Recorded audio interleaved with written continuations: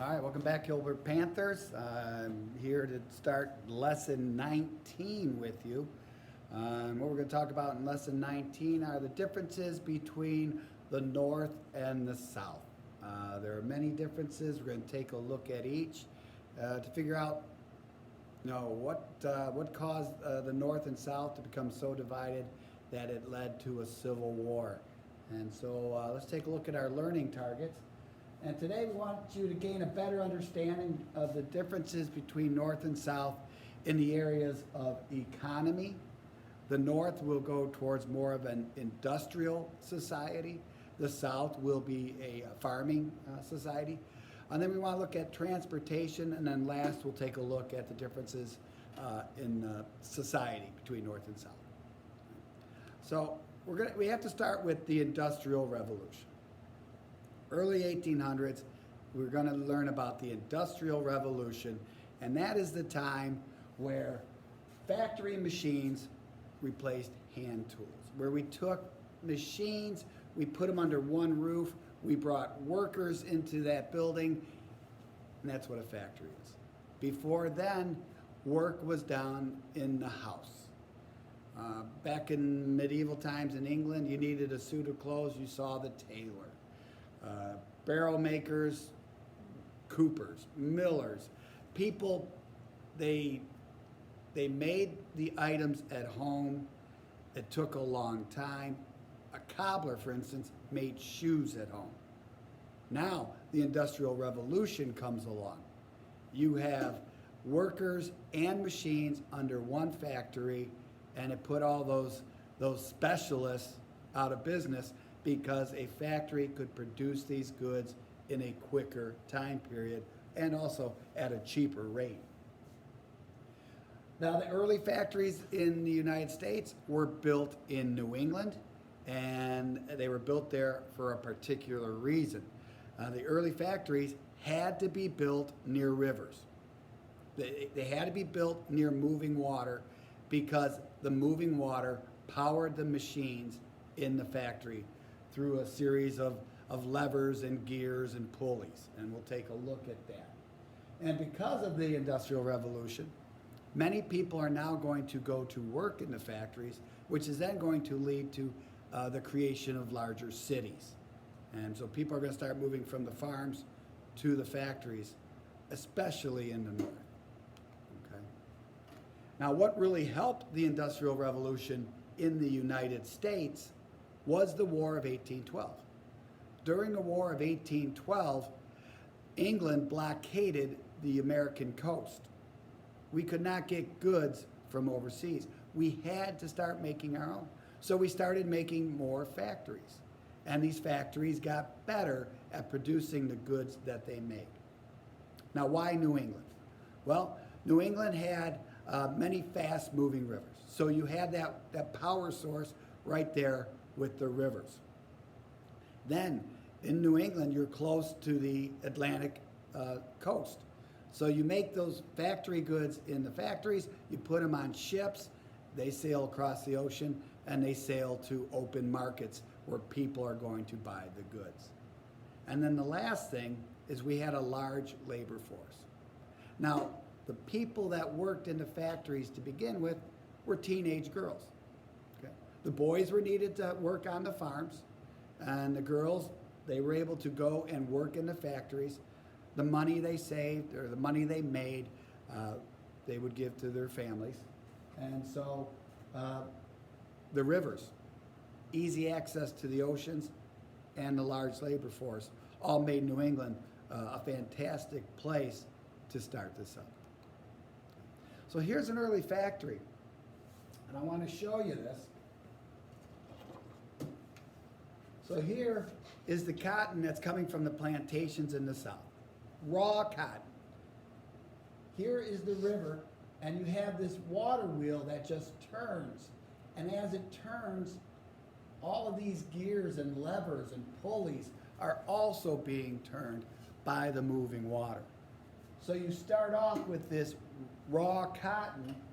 First floor, you're going to have carding and drawing machines that are just going to take the raw cotton and straighten it out. It's going to move to this floor, the second floor. They're going to turn that raw cotton into thread.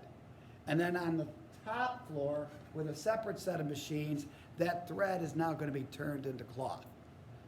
So the raw cotton comes to the factory fresh off the plant, and it leaves the factory as cloth, a finished product. The early factories in the United States in New England were textile mills. They took cotton and turned it into cloth. Okay. The Lowell Mills was one of our first mill factories that turned into a pretty big city. Mr. Lowell located his mill, which is a factory, near the Concord and Merrimack Rivers. The teenage girls would work in the factories, and they would sleep in boarding houses in Lowell, and it was not pretty work. 12-and-a-half-hour days, and the one thing that you learn from reading accounts of the workers here is that the noise was pretty much unbearable. Heard it all day long. They were supervised when not working. They had to attend church. They had etiquette lessons on how to be a lady. They would work a few years in the mills, and then they would go home and they would get married. The money they made, they would send home to their families. But let's take a look at Lowell. All right. So this is Lowell, Massachusetts. Started out with the factory, and it just grew to the boarding houses and the factory itself. And here's a picture, and you can see the girls, and you've got this huge room full of machines, loud machines. Once again, you see the girls, and in this picture, you can see the gears and pulleys up here that are powering the different machines. And then in this next picture, you can see all the bobbins, all the thread. All these are little bobbins that have thread attached to them. It's a whole lot. Right? So this was a pretty busy mill / factory. Okay. Now if you take a look at this, the reason I put this here is because when you see these red dots, that is where mills were built. All on the river, all on the moving water power source, which then they all turned into towns. So the people are leaving the farms and coming to work in the factories. So it's in this time period we're going to see a number of different inventions that are going to improve life in the United States. So we're going to take a look at some of these inventions and their inventors. Eli Whitney invented the cotton gin.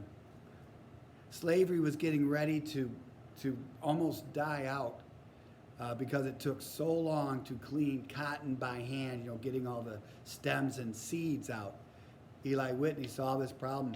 He creates a machine, and boy, did it change the demand for slavery. And we'll take a look at how that machine works. Robert Fulton created the steamboat. The important thing about the steamboat is it could go upstream, it could go downstream. Greatly improved transportation of people and goods on the river. Samuel Morse improved communication with his telegraph. I'm sure you've all heard of Morse code, that created by Samuel Morse with his device, and I'll show you that in just a second. John Deere created a lighter steel plow. A lighter steel plow to create farms, to get the land ready for planting. You had to dig up the land to get rid of all the rocks and the trees and the tree stumps. The early plows were too heavy. You had to have an ox pull these things, but an ox is not the fastest animal. John Deere's lightweight steel plow could be pulled by a horse and could speed up the work that was needed. And then Cyrus McCormick came up with a mechanical reaper, and I'll show you that in a second as well. So this is the cotton gin. Very simple. You put the raw cotton in there with the seeds and the stems, turn the handle. The cotton is forced through by wire brushes. when it comes out, the seeds are taken out. And you got some clean cotton on the other side. Didn't take a whole lot of effort at all. One slave could now clean 50 pounds of cotton a day. People wanted to grow cotton. They wanted more land. They wanted more slaves. The steamboat, the water wheel right there. You had boats now going upstream, downstream, all over with goods and people being transported at a quicker rate. Samuel Morse the telegraph. You would tap this. This would send out dots and dashes to someone waiting in another town through a series of wires. This message would be transmitted through a series of wires. The telegraph here. Redford had something like that in the area. Built these huge poles, had these wires stretched out, and these messages would be transported. We know that road as Telegraph Road today. And then here's the steel plow, the lightweight steel plow. And then the mechanical reaper. Before the mechanical reaper, men had to be in the field all day with a scythe, and they would just back and forth all day cutting the wheat.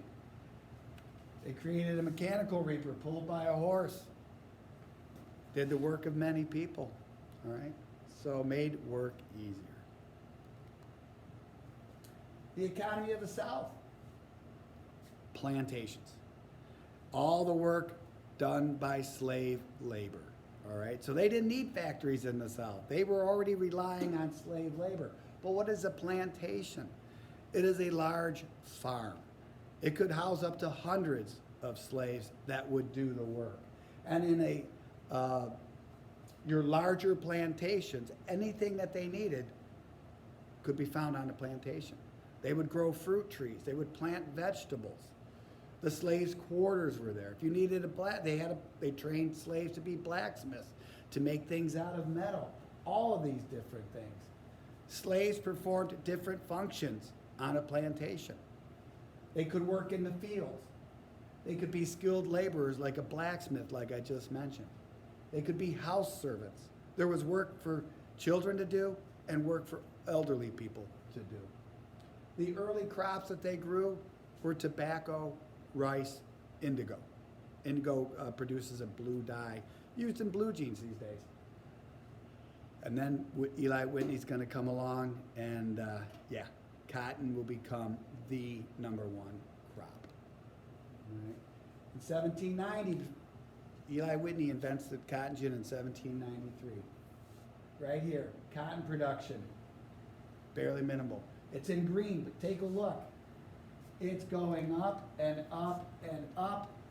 And not only is the amount of cotton being grown going up, but also the amount of slaves used to do the work also went up as well.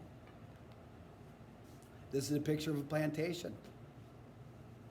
You have a cotton field right here. You have the slaves in the field doing the work. You've got the raw cotton placed on the wagon, and then in the background, that wagon would go to that boat. That boat would be on a river, and that boat would get the cotton to market, where it would then be turned into cloth. Everything needed could be found on the plantation. This would be the main house. It's called the mansion. This is Mount Vernon. This is George Washington's home. You can visit it today. This is the main house. You have vegetables here. You've got fruit trees all over. You've got areas of land for cattle grazing. The slaves' quarters were once located right here. And then right down here, you could follow the path, and there would be boats there. So that's how a plantation was set up. Cotton Kingdom. Well, what farmers found out was as you grow cotton each year, cotton sucks the nutrients out of the soil. So doing it year after year after year sucked the nutrients out of the soil, and they weren't getting as good a harvest of cotton as they needed. So they needed new land. which meant that they had to start moving westward, which also led to the Indian Removal Act because we needed the Native Americans off that land so we could grow cotton.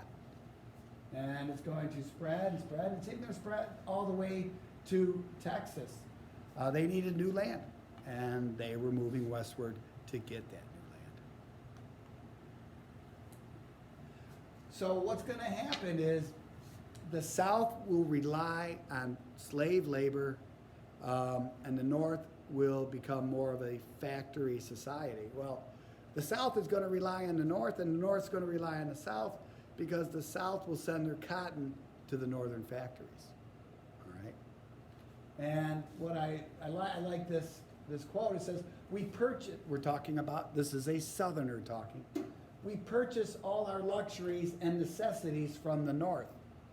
The slaveholder dresses in northern goods, rides in a northern saddle, sports his northern carriage, reads northern books. In northern vessels, his products are carried to market.